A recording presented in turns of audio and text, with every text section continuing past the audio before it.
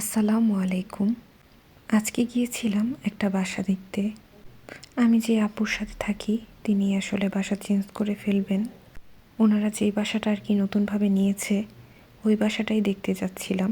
উনি চলে যাবে এটা ভেবেই মনটা খারাপ হয়ে যাচ্ছে, কারণ আমরা একসাথে ছিলাম, আমাদের মধ্যে একদিনের জন্য কোনো প্রবলেম হয়নি, বরঞ্চ আমাদের মধ্যে খুব ভালো একটা সম্পর্ক ছিল। আমি সবসময় ওনার সাথে সুসম্পর্ক রাখার চেষ্টা করেছি, আর উনিও আমাকে অনেক স্নেহ করেন।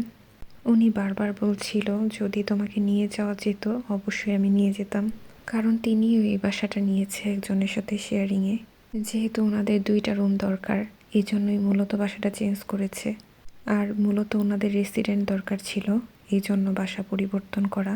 যতটুকু বুঝলাম বাসাটা সুন্দরী, মোটামুটি ভালো ফার্নিচারও বাসাতে আছে, সব কিছুই আছে। ওনারা নতুন করে তেমন কিছুই কেনা লাগবে না। অনেক বড় বড় আলমারি আছে এই বাসাতে। উনি কিছুদিন আগে বলছিল যে একটা আলমারি কেনার দরকার। এই বাসায় তো অনেক বড় বড় অনেকগুলো আলমারি আছে। যখন বাসাটা গুছাবে তখন দেখতে খুবই সুন্দর লাগবে।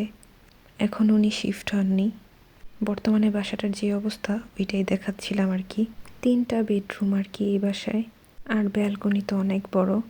তারপর আমরা একটু পার্কে বসেছিলাম, আর এই যে পিচ্ছি একা একা যা খুশি তাই আনন্দ করছে।